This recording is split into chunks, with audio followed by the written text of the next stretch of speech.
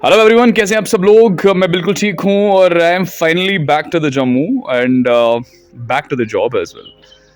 वैसे तो एक बात देखने को मिली जो मैं आए दिनों यहाँ पे देख रहा हूँ कि हमारी जम्मू एंड कश्मीर यूटी में कोने कोने में एक्टर्स लोग बैठे हुए हैं जो सोशल मीडिया के माध्यम से बहुत प्यारी एक्टिंग करते हैं और जैसे बकवास कहा जाए, जिसे और भी बहुत सारी चीजें कही जाएं तो शायद कम ही होगा। कोई कुछ सलाह दे रहा है, कोई कुछ सलाह दे रहा है और गिरगिट की तरह रंग भी बदले जा रहे हैं। अच्छा ठीक है, क्या 2-3 महीने पहले की अगर हम बात करें, वही लोग फ्रंट लाइन पे थे और जस्टिस की बात कर रहे थे, इंसाफ की बात कर रहे थे। लेकिन आज वही लोग कह रहे हैं कि वो जो हमने जंग लड़ी थी, वो जो जंग लड़ने वाले हैं, वो जो बात इंसाफ की करने वाले हैं, वो दलाल हैं और वही सब लोगों को गुमराह कर रहे हैं। ये ड्यूअल पॉलिसीज क्यों भाई? अगर आपको तब लग रहा था सही है तो अब क्या हो गया? अब आप क्यों अपनी बात से हट रहे हैं? चलें, इसके अलावा भी कुछ और मुद्दे हैं। वो ये हैं कि बहुत सारे एस्पायरेंट्स मिल के कह रहे हैं कि केस को वापस ले लो। जो विंकल शर्मा ने केस किया है जो एसएसबी एप्टेक के अगेंस्ट, उनका मानना है कि सबसे बड़ा रोड़ा यही है कि बस यहाँ से इस केस को वापस लिया जाए और हमारे एग्जाम्स को दोबारा से कैरी किया जाना चाहिए और प्रॉपरली। अब हम थक चुके हैं, अब हमें हिम्मत नहीं है और ज़्यादा डिले को बर्दाश्त करने की। अब हम थक चुके हैं। वैसे ये बात सही भी है। मैं तमाम पेरेंट्स के साथ हूं जो इस चीज़ को बिलीव करते हैं कि डिले हो रहा है और उनकी ज़िंदगी बर्बाद हो रही है और दिन प्रतिदिन उनके अंदर जो जज्बात हैं, उनके अंदर जो वो कॉन्फिडेंस है, उनके अंदर जो भी है थोड़ा बहुत, वैसे तो सब खत्म हो चुका है, वो बिल्कुल फिनिश हो रहा है, पैरिश हो रहा है। उन्हें आगे डार्कनेस नजर आ रही है और एक डार्क एनक्लेव की तरफ वो बिल्कुल घुसे जा रहे हैं, उसकी तरफ दौड़े जा। अब इस बीच उनका मानना है कि केस को वापस लिया जाए। चलिए ठीक है, अच्छी बात है, लेकिन केस को वापस लेने के बाद भी वो चाहते क्या है? कुछ लोग ये कह रहे हैं कि हमें इंसाफ चाहिए, हमें एग्जाम जल्दी तो देना है लेकिन एप्टेक से एग्जाम नहीं देना, क्योंकि इतनी जंग हमने लड़ी है, इतनी लड़ाई हमने लड़ी है, प्रोटेस्ट, डेमोन्स्ट्रेशंस, लाठी चार्ज, तो इसके बावजूद भी हम इस एप्टेक के तहत एग्जाम कैसे देंगे जबकि हमने बहुत कष्ट झेला है। वो ये चाहते हैं कि एग्जाम जल्दी हो लेकिन एप्टेक के बगैर हो। और एक तरफ से हमारी जुडिशियरी है। वैसे we all respect our judiciary as independent institution, autonomous institution, as a guardian of our constitution.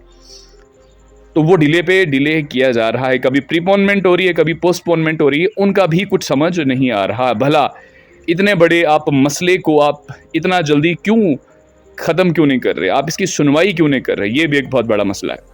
और बहुत सारे बच्चे बात कर रहे हैं कि कैसे हमें जाना होगा उनके पास, ऑनरेबल जुडिशरी के पास, रिक्वेस्ट करनी होगी कि आप हमारे मैटर को जल्दी से जल्दी सुनी और उसको रद्द अमल में लाएं ताकि बच्चों का वक्त बचे।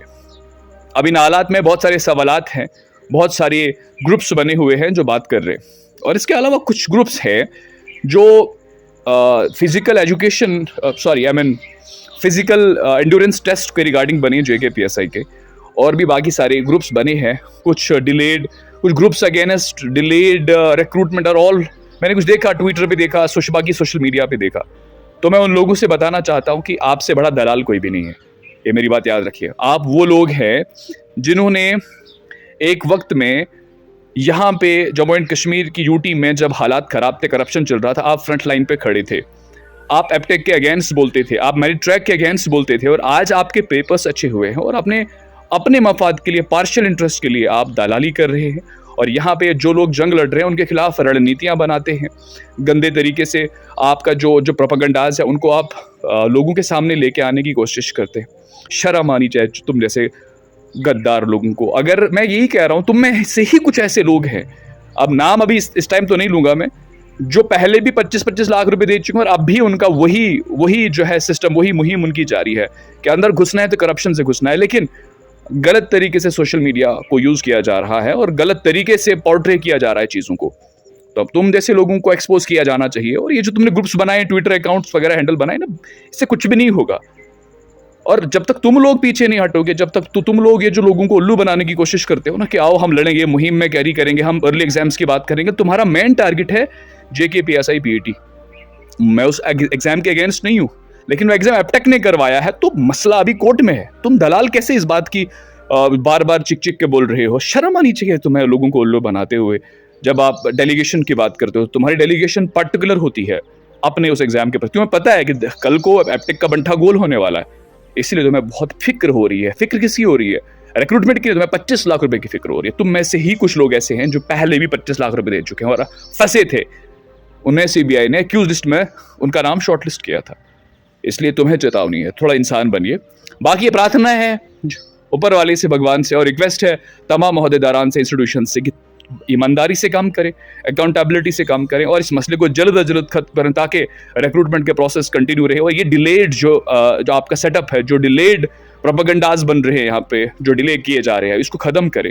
बच्चों को बहुत नुकसान हो रहा है, जम्मू एंड कश्मीर का नुकसान हो रहा है। फिलहाल दोस्तों आपकी क्या राय है जरूर बताइएगा। फिलहाल आज के लिए इतना, मिलेगा आगे नई बात के साथ, तब तक के लिए जय हिंद, जय भारत।